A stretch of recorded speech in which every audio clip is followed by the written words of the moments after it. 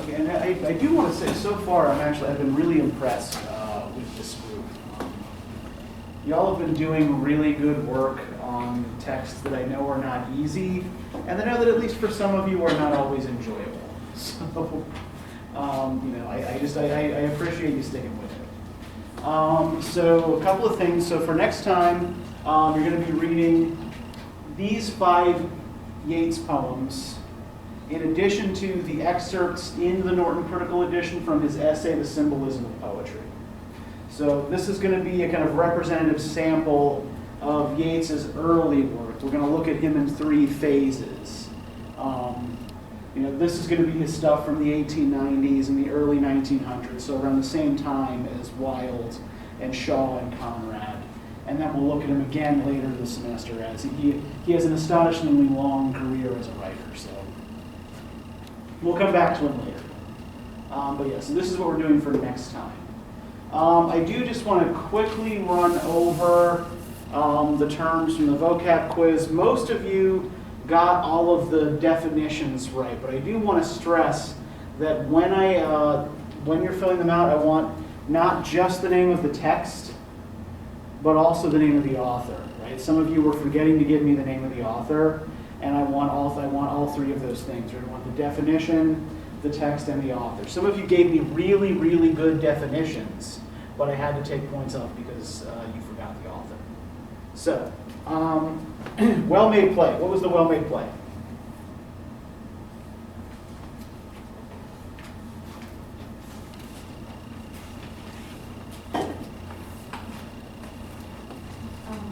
It was like an idea by Eugene Scribe, and it's like 4 different aspects to it. And it was basically just like the basic play of the 19th century that like everybody was doing.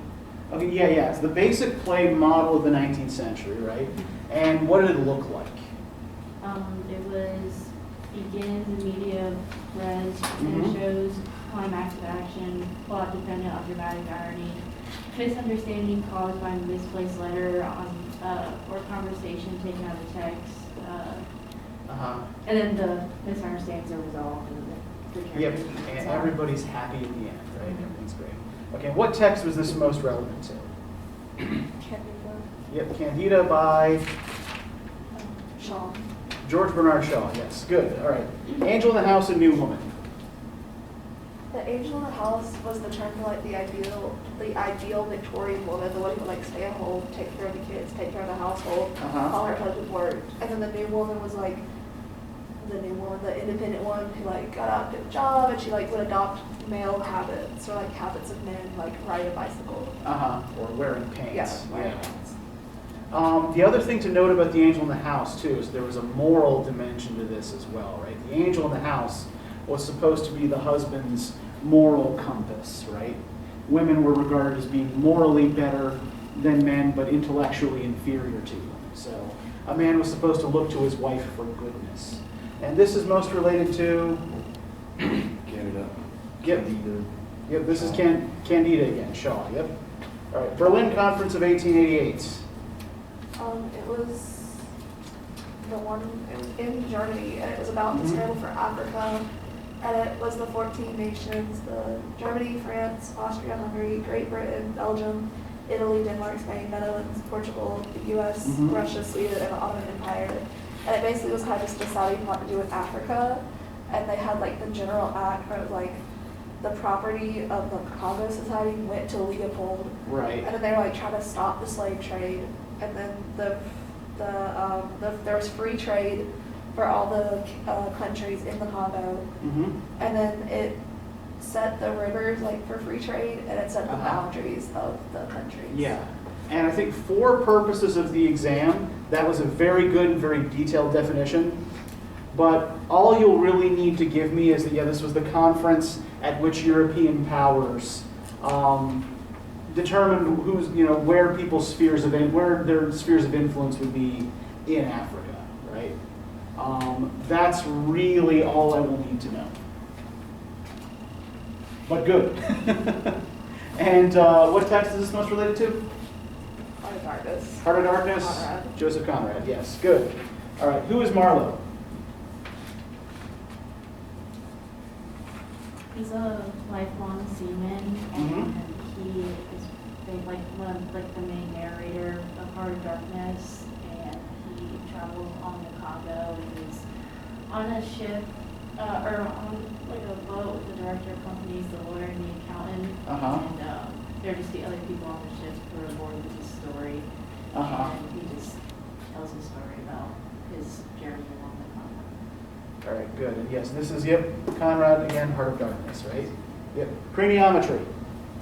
It, like a medical procedure that they did in Heart of Darkness to like make sure you were well enough to go to the Congo, I guess, and you like measure your head. Yeah. And it was like the intelligence. Yeah, the size and shape of your skull was supposed to determine your intelligence, right? And yeah, it was used in particular in by anthropologists who are trying to determine like kind of like hierarchies of racial superiority, right? So yeah, so it's a pseudoscience practiced in the 19th century. All right, good. Eugene Marchbanks. Who is poor Eugene?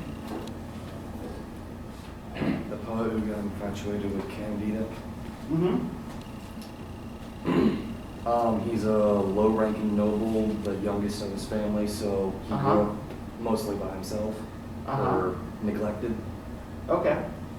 And so she chooses him because he knows how to survive without love, right? Well, other way around. She doesn't choose him because he knows how to survive without love. Yes, exactly. Yes, thank you. And I think the other thing to note about Eugene is what is his love for Candida like?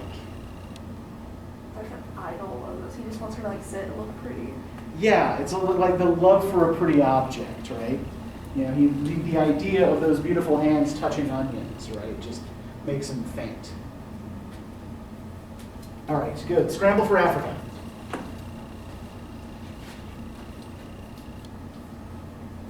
It's kind of like that moment where all like the countries were like, we gotta colonize Africa to get the goods.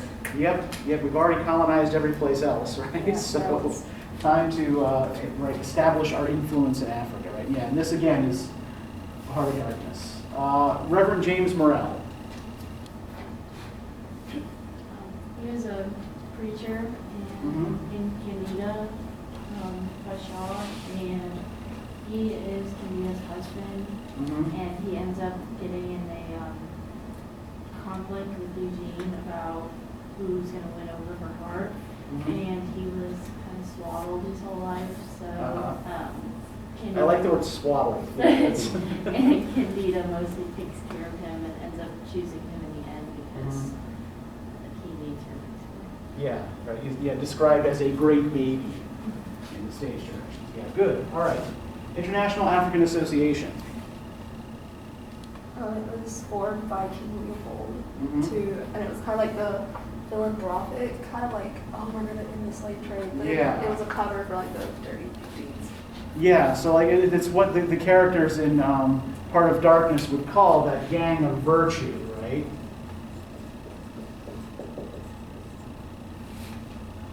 The people who are going to try to come in to do some kind of, civilizing or philanthropic or missionary work. But it is largely a cover for extraction of ivory from the interior. All right, and preacher versus poet, finally. A lot of the times, like in the plays back then, they never really had a preacher and a poet in the same play. But in Candida, it kind of breaks down that barrier because Eugene's a poet and Morel's a preacher, and we see that they have really conflicting ideas, and I assume that's why most times they aren't in the same play. So, Okay. Well, what is does anybody remember what the reason preacher and poet characters usually didn't appear in the same play? They tended to appear in romantic comedies, right? And what role did each of them, did they both tend to play in those romantic comedies? What was the kind of character archetype? The one that got like rejected. Yeah, the attempted seducer, right? Who gets rejected in the end. So because these are both seducer characters, usually playwrights would use one or the other. But Shaw instead pits them against each other. All right, good. So let's get back to Heart of Darkness and put Conrad to rest. How'd the rest of this go for you? What y'all think? What do you want to talk about? I know you don't want to talk about it yet. We can talk about whatever y'all want to talk about. Kurtz is weird. Okay. I don't know. He is definitely strange. He just like created himself like God-like figure to like the African people. And I was like, do y'all really believe in this guy? And I don't know. He's just crazy. Yeah, so he comes out with these philanthropic ideas, right? But he ends up like taking over a series of villages and making himself into a god, right? So yeah, so his missionary work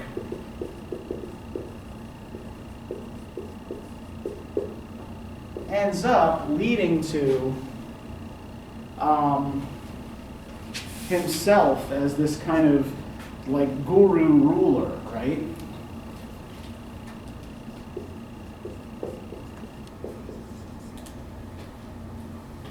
Of this tribe. And what else has been like unusual about like like the way Kurtz is depicted to us here? Like so we can kind of see the falling away of those original ideas, the ideals, the corruption of those original ideals, and these kinds of fantasies of control, right? And well, I guess let me ask you this: why do you think this happens? To like, what does the novel suggest happened to Kurtz that made this occur?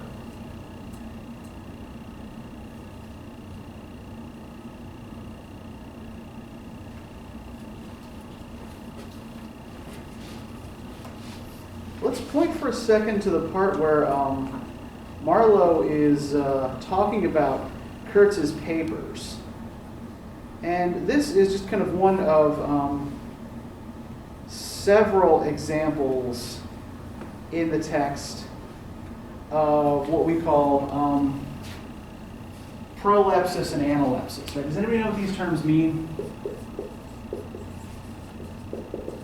They have to do with the way time is treated in a text. Flashback. Yeah, analepsis is flashback, right? And prolepsis is flash forward.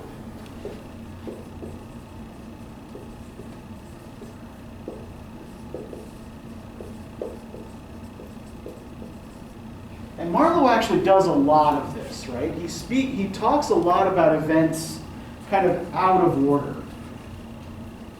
And it's often kind of hard to figure out what the exact timeline of his journey down the Congo and his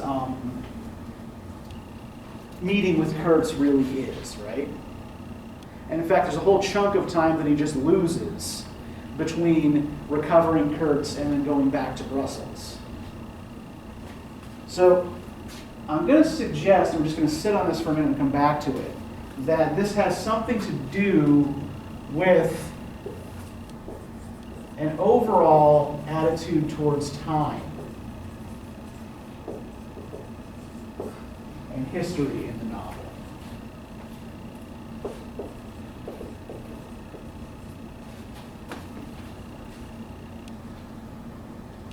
But I want to look, if we look on page 45, right, as he's talking about, as Marlowe is talking about Kurtz's papers and what's in them. Can I get somebody to start reading from All Europe Contributed to the Making of Kurtz? Thank you. All Europe contributed to the making of Kurtz, and by and by I learned that most appropriately the International Society for the Suppression of Savage Customs had entrusted him with making of a report for its future guidance. And he had written it too. I've seen it, I've read it. It was eloquent, vibrating with eloquence, but too high-strung, I think. 17 pages of close writing he had found time for. But this must have been before his, let us say, nerves went wrong and caused him to preside at certain midnight dances ending with unspeakable rites, which, as far as I reluctantly gathered from what I heard at various times, were offered up to him. Do you understand? To Mr. Kurtz himself. But it was a beautiful piece of writing. The opening paragraph, however, in the light of later information, strikes me now as ominous. He began the argument that we whites, from the point of development, had arrived at must necessarily appear to them savages in the nature of supernatural beings. We approach them with the might as of a deity, and so on and so on. By the simple exercise of our will, we can exert a power for good practically unbound, etc., etc. From that point he soared and took me with him. The Peroration. Peroration was magnificent, though difficult to remember, you know. It gave me the notion of an exotic immensity ruled by an august benevolence. It made me tingle with enthusiasm. This was the unbounded power of eloquence, of words, of burning noble words. There was no practical hints to interrupt the magical current of phrases, unless a kind of note at the foot of the last page, scrawled evidently much later in an unsteady hand, may be regarded as the exposition of a method. It was very simple, and at the end of that moving appeal to every altruistic statement it blazed at you, luminous and terrifying, like a flash of lightning in a serene sky. Exterminate all the brutes. Okay, thanks. Let's stop there, right? So, let's begin here at the beginning of the passage that Sam just read, right? So, all Europe had contributed to the making of Kurtz. So what is Kurtz then representative of? If all Europe contributed to the making of Kurtz, what are the various ideas of Europe that were given in the text? Imperialism? Okay, yeah. Imperialism is thus part of his makeup too, right?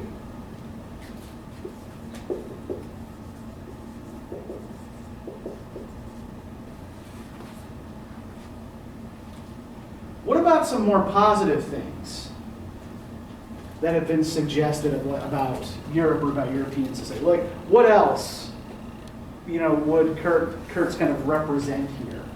What would he want to say he represents? Advancement? Yeah, scientific progress, right?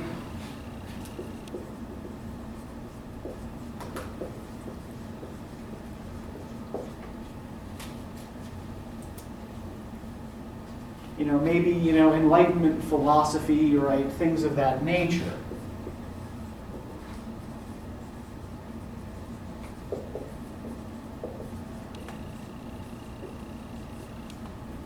When we get to Kurtz's own argument here, what's the point from which he starts? What's the way he opens his argument about methods here for, quote unquote, the suppression of savage customs? It's clear that the International Society for the Suppression of Savage Customs is supposed to be a kind of parody of the International African Association.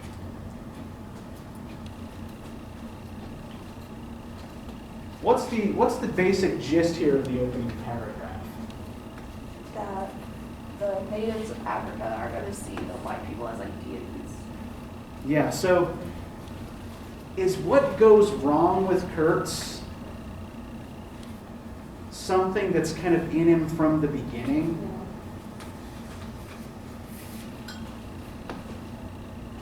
Yeah, this isn't something that necessarily happens to, this isn't a change that he undergoes after he goes out there, right? This is something already in him that gets amplified. Right? This is an idea he already has that grows within him when he finds, oh hey, I do have more or less unlimited power over these people. We're also told, I think a little later on, that at a certain point, he goes out there and he's run out of trading goods. So he finds another way to start getting ivory. I don't have any trading goods, but I've still got lots of cartridges. So the threat of violence then becomes a means of extracting ivory. And indeed, I think we get a sense of that when we get like the last thing that he's written in his report, which may not have been part of the original argument, right? What's the last thing he writes in the report? Exterminate. Yeah, exterminate all the brutes. Right, now what does the word brute mean? What's a brute? Uncivilized? Yeah, usually we're talking about a human, right? And we're talking about someone who is uncivilized or unsophisticated, right? But does anybody know like what a brute actually is? Like why we refer to an unsophisticated or uncivilized person as a brute?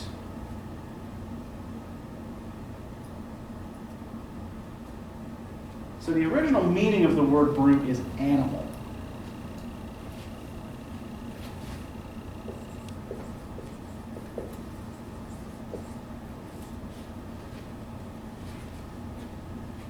So what we see here is Kurtz coming to see, apparently gradually,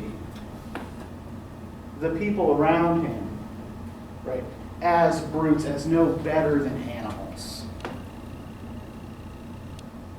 And this kind of eventual realization of what you're looking at is part of a bigger narrative strategy in the novel, right?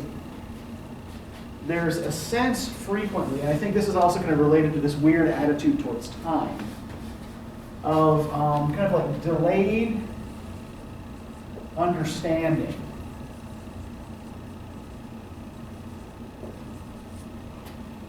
Right, where Marlowe will see something, and then it will take some time for it to dawn on him exactly what it is.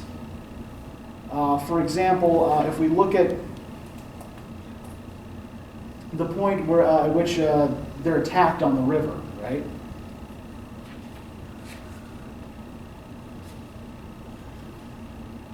And the helmsman of the ship takes a spear in the chest. It's several pages before Marlowe realizes what's happened, right?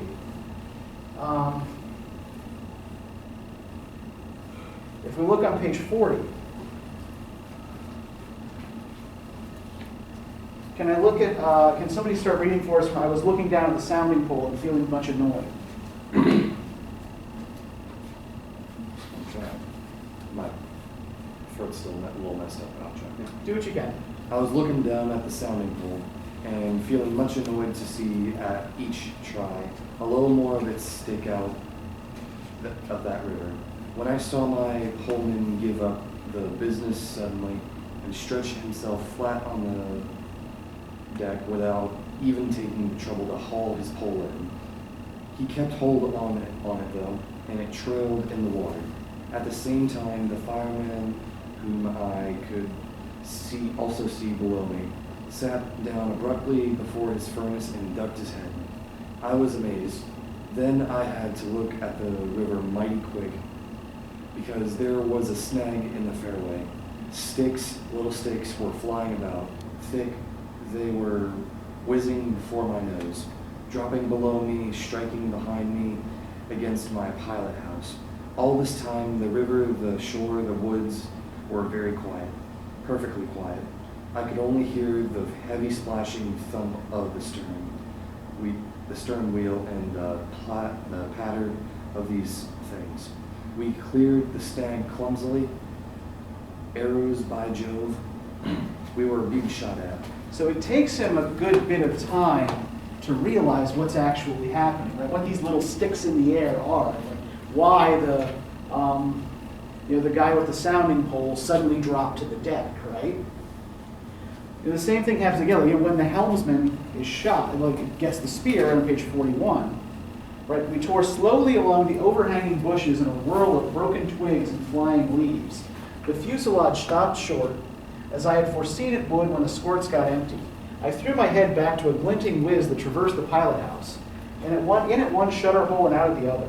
Looking past that mad helmsman who was shaking the empty rifle and yelling at the shore, I saw vague forms of men running bent double, leaping, gliding, distinct, incomplete, evanescent. Something big appeared in the air before the shutter. The rifle went overboard, and the man stepped back quickly, looked at me over his shoulder in an extraordinary, profound, familiar manner, and fell upon my feet. The side of his head hit the wheel twice, and the end of what appeared a long cane clattered around and knocked over a little camp stool. It looked as though after wrenching that thing from somebody ashore, he had lost his balance in the effort. The thin smoke had blown away, we were clear of the snag, and looking ahead I could see that in another 100 yards or so I would be free to sheer off from the bank, but my feet felt so warm and wet that I had to look down. The man had rolled on his back and stared straight up at me. Both his hands clutched that cane. It was the shaft of a spear that, either thrown or lunged through the opening, had caught him in the side just below the ribs. The blade had gone in out of sight after making a frightful gash. My shoes were full. A pool of blood lay very still, gleaming dark red under the wheel. His eyes shone with an amazing luster. So, why do you think it takes Marlowe so long to realize, oh hey, this guy's just been killed with a spear? And it's a number of sensations that he has to experience before this happens, right?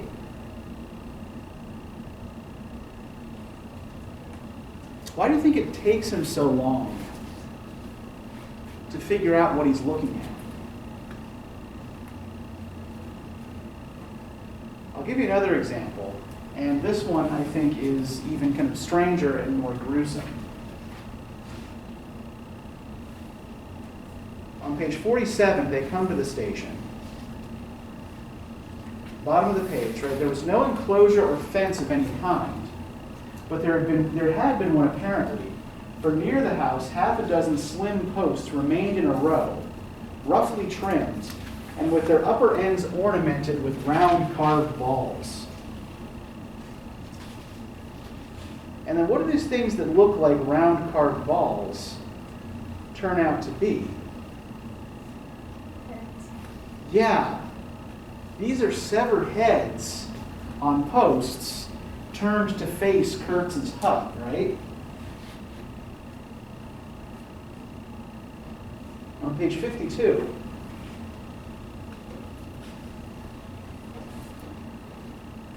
And then I made a brusque movement, and one of the remaining posts of that vanished fence leaped up in the field of my glass. You remember I told you I had been struck at the distance by certain attempts at ornamentation, rather remarkable in the ruinous aspect of the place. Now I had suddenly a nearer view, and its first result was to make me throw my head back as if before a blow.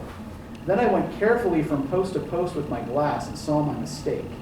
These round knobs were not ornamental but symbolic. They were expressive and puzzling, striking and disturbing, food for thought and also for the vultures, if there had been any looking down from the sky, but at all events for such ants as were industrious enough to ascend the pole. They would have been even more impressive, those heads on the stakes, if their faces had not been turned to the house. Only one, the first one I had made out, was facing my way. I was not so shocked as you may think. The start back I had given was really nothing but a movement of surprise. I had expected to see a knob of wood there, you know. I returned deliberately to the first I had seen, and there it was, black, dried, sunken, with closed eyelids, a head that seemed to sleep at the top of that pole, and with the shrunken, dry lips showing a narrow white line of the teeth, was smiling too, smiling continuously at some endless and jocose dream of that eternal slumber. So, what is he coming to a recognition of at the end of his description of this head? It's smiling. Yeah, it's smiling and it looks almost like it's asleep, right? But what did he initially take the head to be? An ornament? Yeah, just a round ball, right? Just a carving on top of a pole. But as it comes more clearly into focus, right, he recognizes it as the remains of a human being. And I think that there's a similar thing going on with his gradual recognition of the death of the helmsman. Right? A couple of a couple of pages later, he talks about the helmsman looking at him and feeling, like a sense of kinship, right? But it seems that it takes Marlowe a long time to recognize any common humanity with the Africans he encounters, right? For the most part, they're glimpsed not so much as people even, but as either kind of like an indistinct mass or as body parts, right? Even when he does glimpse a whole person, he'll often describe them in terms of their parts, right? So, when the person he believes to be a sorcerer is coming towards him, when Kurtz tries to sneak away to the midnight meeting, right, on page 60, a black figure stood up, strode on long black legs, waving long black arms across the globe. It had horns, antelope horns, I think, on its head. Some sorcerer, some witch man, no doubt. It looked fiend-like enough. So this is a figure, right? Not a person. And yeah, it's, he talks about its legs, its arms, the horns it wears on its head, right? But does not give this figure a distinct personality, or seem to assign humanity to it, right? He also seems to be kind of fixated on not just the parts, but the blackness of those parts, right? There's no particular reason he should have to tell us that this black figure also has black legs and black arms, right? Unless there is something in that disturbs Marlowe for some reason, that disturbs the narrative. So,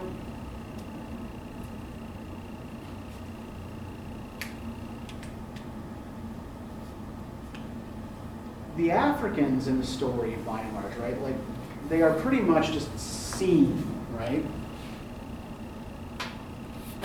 And they're pretty much seen, right, as parts rather than as distinct individuals. What about Kurtz? How is Kurtz mostly experienced by Marlowe? Do you remember any particular word that Marlowe uses to describe Kurtz?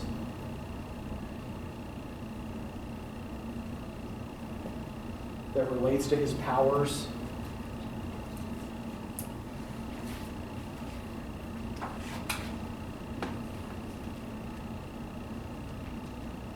Where does Kurtz's power over other people come from?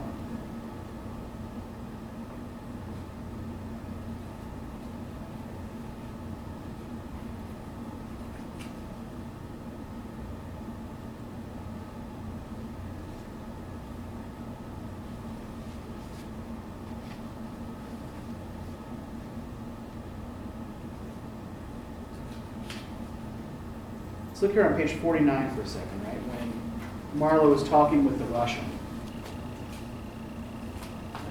He rattled away at such a rate that he quite overwhelmed me. He seemed to be trying to make up for lots of silence, and actually hinted, laughing, that such was the case. "Don't you talk with Mr. Kurtz?" I said. "You don't talk with that man. You listen to him," he exclaimed with severe exultation.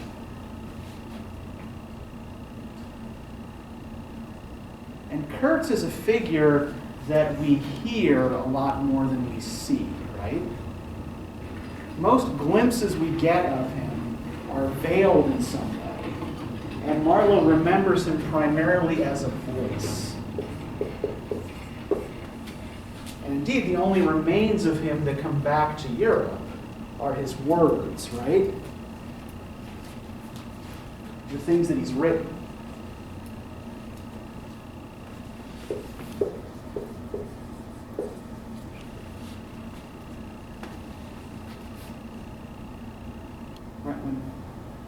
When Kurtz is finally seen, he's finally glimpsed, he already looks like a corpse being carried away.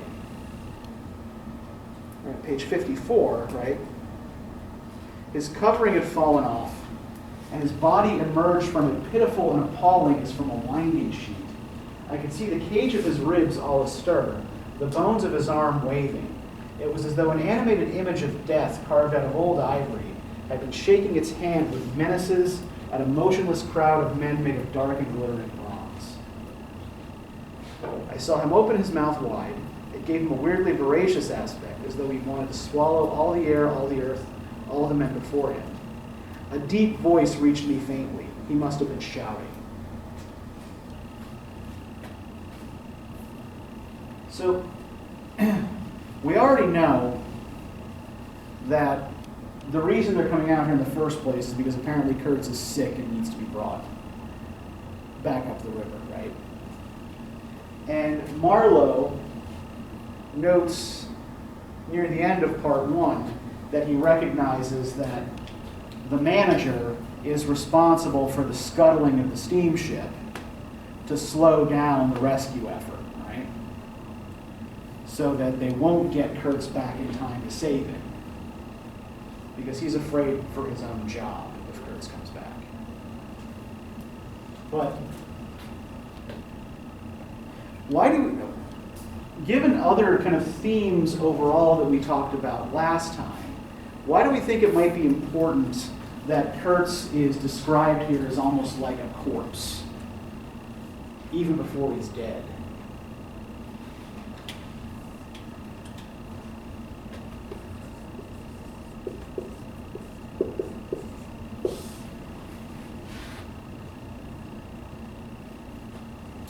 I saw it, or like I always saw us like it showing what the Congo does to people. It literally turns them into a corpse, and then they die.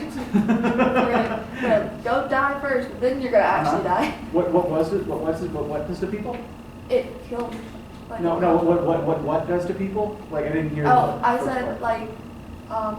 it turns them into corpses, and then it kills them Uh-huh. like that. And so that's what I was on. It's just like Kurtz is exactly, he's the image of what happens to the people that go to the Congo. Okay. What the Congo does? Okay, that was the word I was missing. Yeah. Sorry, it's been a long day. Okay, yeah. So this is going like the deadly effect of the Congo on the European body and mind. And yeah, I think that there is definitely kind of something to that, right? But I think that there's a sense as well, if we think back to the way Brussels is described. Do we remember that from last time, what Marlowe referred to Brussels as? It was the whited sepulchre. Yeah, the whited sepulchre, right? Yeah. And at the end, he goes back to the sepulchral city, right? So there is a kind of association of European civilization with death anyway, right? And kind of, there's an association of whiteness with death. In fact, if we look at the description of Kurtz's intended,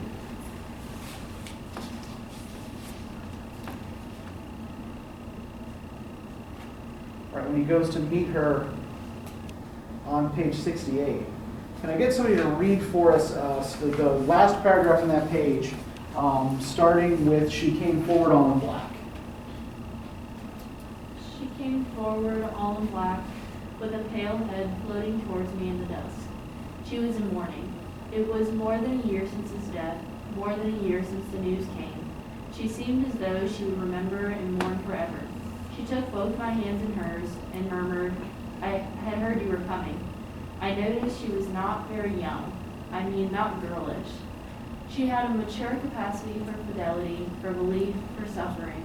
The room seemed to have grown darker, as if all the sad light of the cloudy evening had taken refuge on her forehead.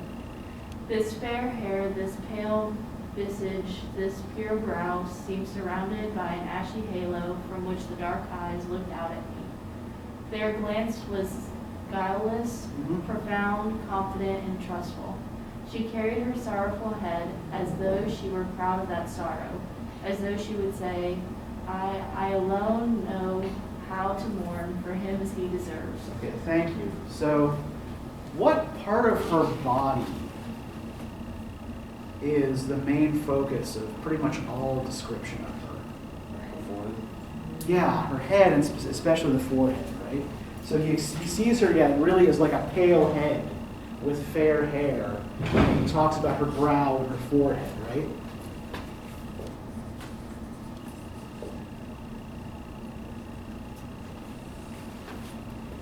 But so he sees it as a pale head floating towards him in the dusk, all in black, right? What does that kind of sound like? The descriptions of the African people. Yeah, look, she's kind of like cut up into parts, right? Much as they are. And kind of like the rest of her, like she's got the head and the hands, and the rest of her is indistinct.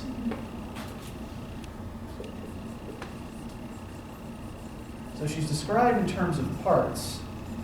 But I think, the difference here is in which parts we get mostly, right? When we're getting the descriptions of the Africans, we mostly get limbs, right? Whirling arms and legs and things like that. And maybe these kinds of, the sounds that we hear, we'll get to that in a minute, are mostly like shrieks.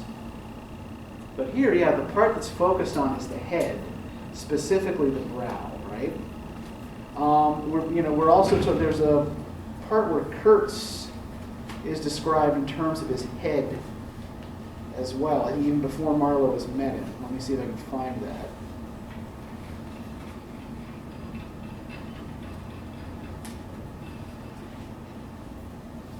All right, page 44. Right. And the lofty frontal bone of Mr. Kurtz, right? They say the hair goes on growing sometimes, but this specimen was impressively bald. So the forehead, the lofty frontal bone, does this remind us of anything?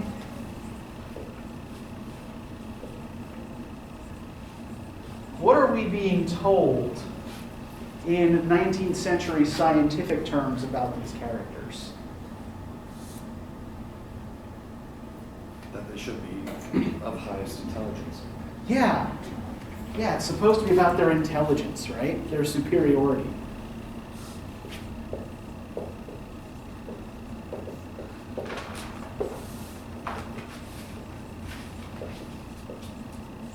Right, these are people with big skulls, right? They're supposed to be smart. But is there also something a little bit kind of ghostly about the way the intended is described? I mean, she came forward all in black with a pale head floating towards me, right? Yeah, there's something about it that kind of looks like a ghost or an apparition, right? Like someone who's already dead.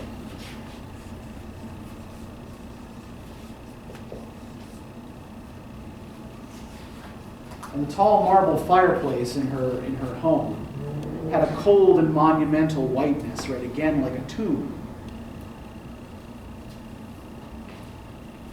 Now, why do you think, this was the quiz question, right? But like, why do you think Marlowe doesn't tell her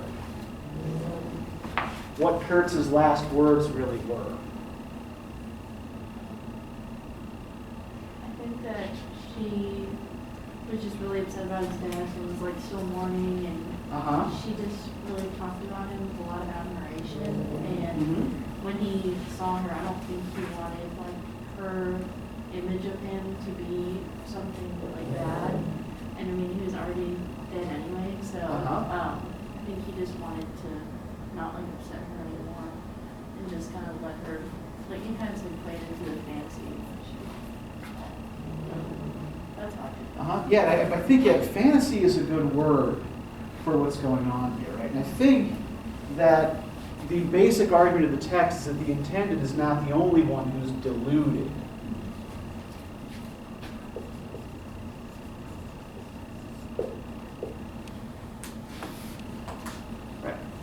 One thing that the narrative makes a big deal out of is the kind of distinction between surface and depth.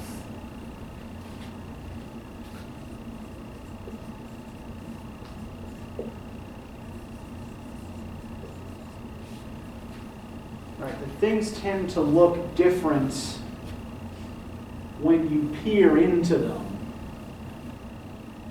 than they do when you first experience it. Even, Marlowe says at the beginning of the novel, right? The colonization of the earth is not a pretty thing when you look into it too much, right? And I think a lot of kind of what happens with Kurtz, and the reason why Marlowe comes back so jaded about European civilization generally, is that he sees, right, civilization as this kind of surface veneer over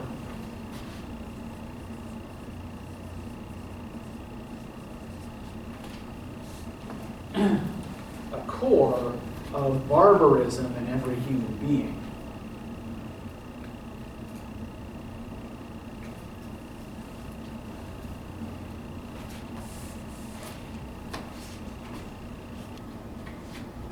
That civilization is just something that's kind of overlaid on top of us.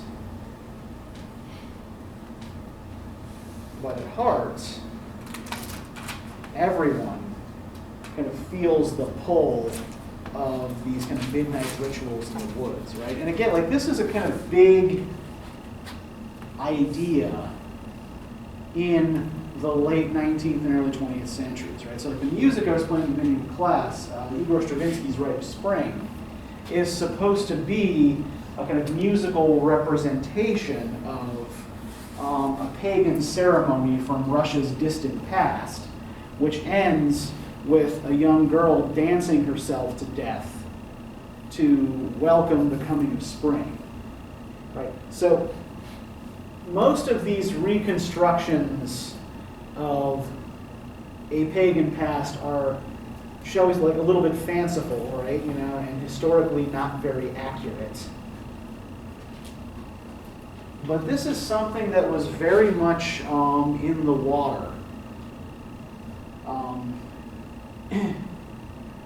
in this era, right? So the Rite of Spring is first performed, maybe about a decade after The Heart of Darkness is published, right?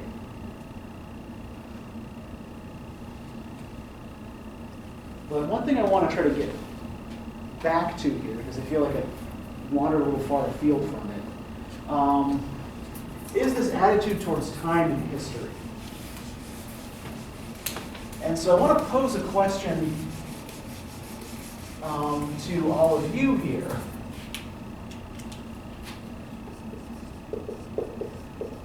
About how we think this works.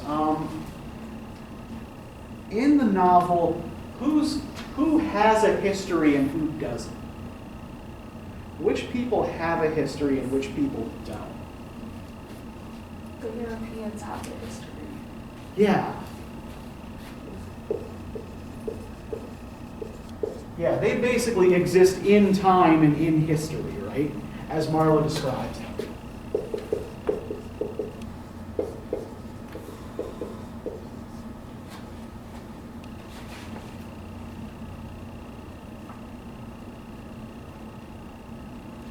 And the very idea of Africans having a history is denied, right? There's a particular passage I'm looking for here.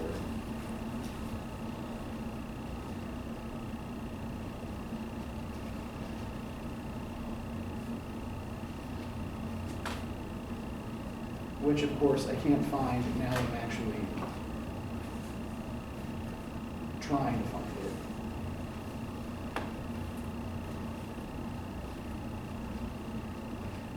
Because this is just the way it's worked for me. Let's see.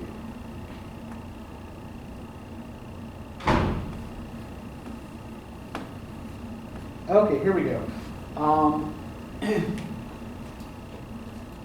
The black men who serve on Marlowe's crew, what does he describe them as? Do you remember? What is the feature that he chooses to single out about them?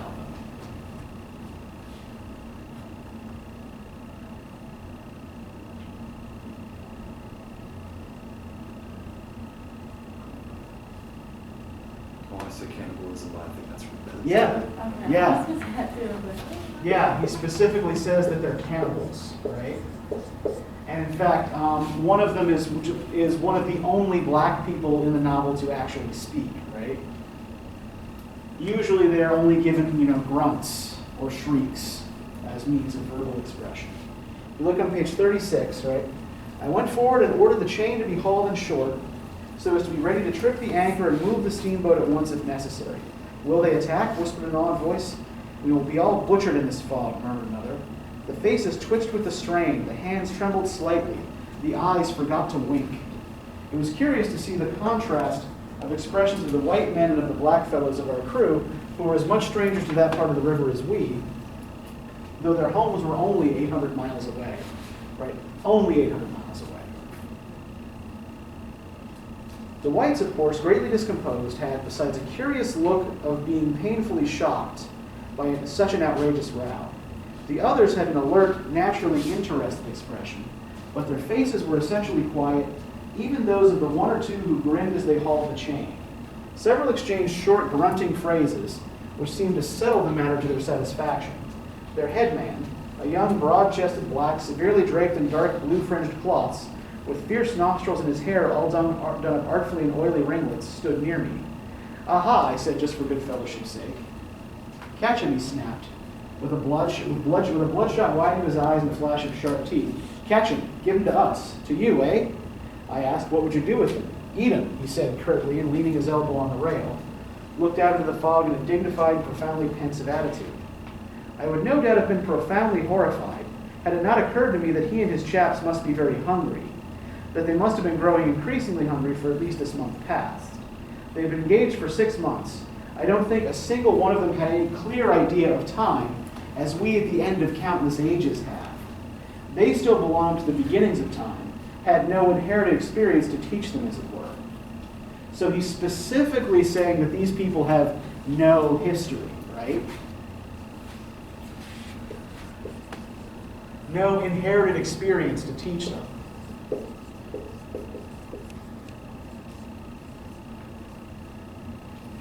So that implies that he thinks they're like what?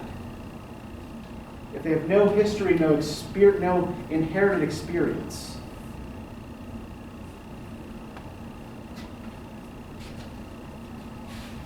They belong to the very beginnings of time.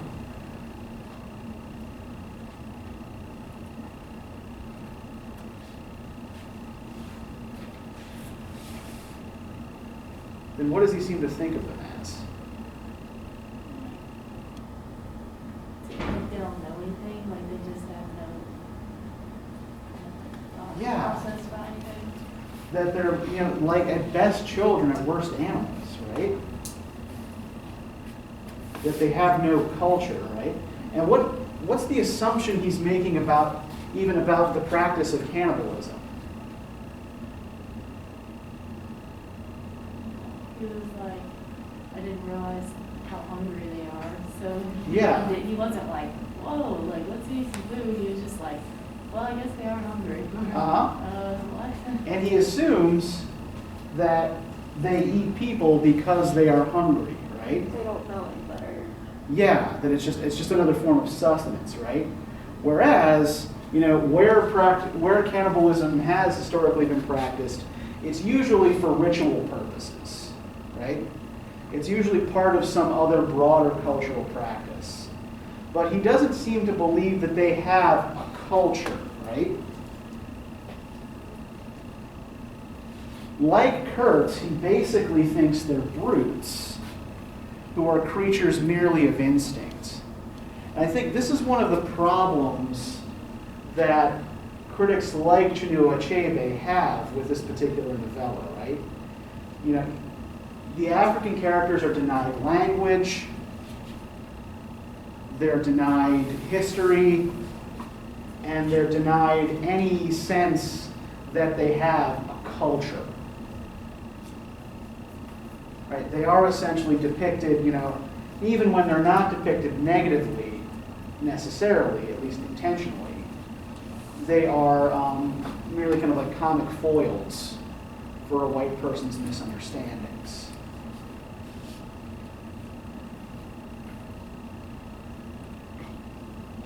Now,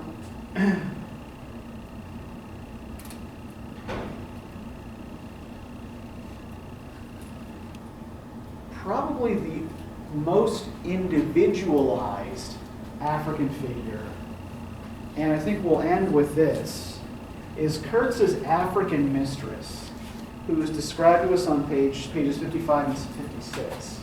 What do you make of her? Particularly as compared to the intended back in Europe, right? These are the two women with whom Kurtz's life is entwined, right?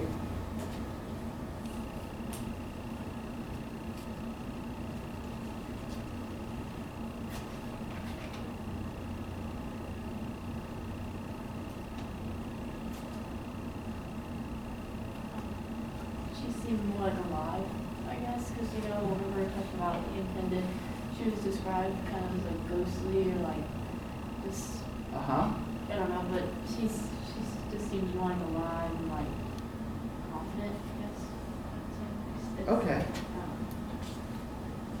And how is her response to Kurtz's death and suffering different from the intended's? What does the intended seem to want to preserve? What does she seem to care most about? His memory. Yeah, his memory and his ideals, right? And preserving those high ideals and these civilizing plans, right? And indeed, she is basically a disembodied head, right? Whereas the African woman is presented to us as a full integrated body.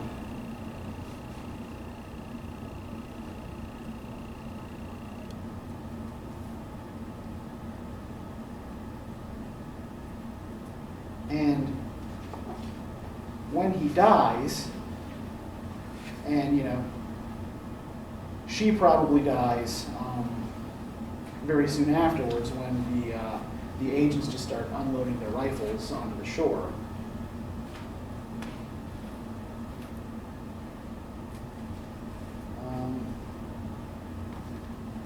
Let's see, where is it?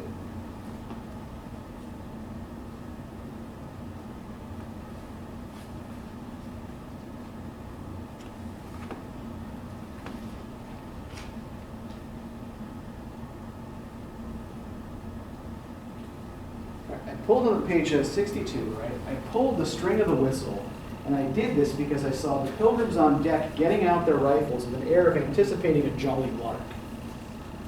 At the sudden screech, there was a moment of abject terror through that wedged mass of bodies. Don't you frighten them away," cried someone on deck disconsolately. And why don't the Pilgrims, the agents, want them to frighten the people away?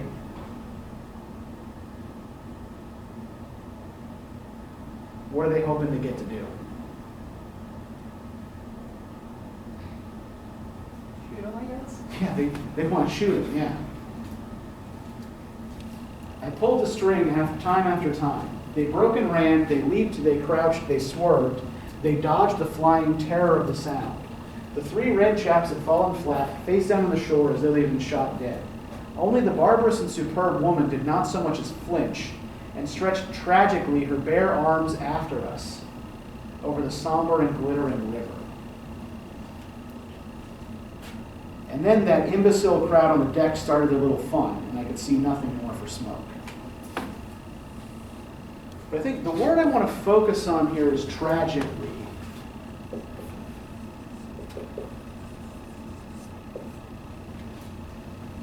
Because I think that, as I think we started talking about last time, I think that Conrad is playing with that same Apollonian and Dionysian binary that Wilde was, right?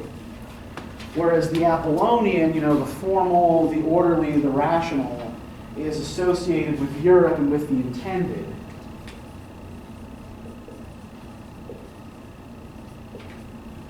Right? The Dionysian, right, that is the very spirit of tragedy.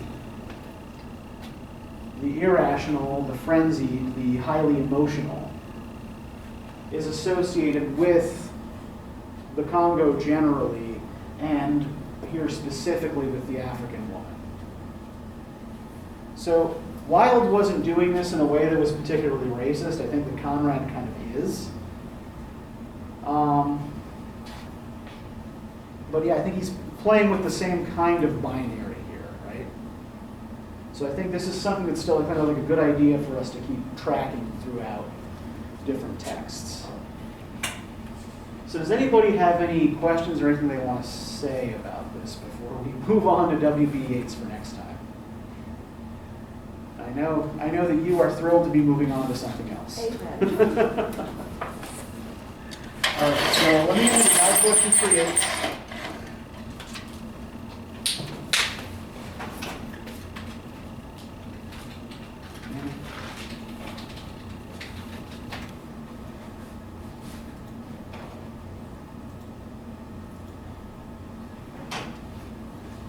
And we'll see you all on Thursday.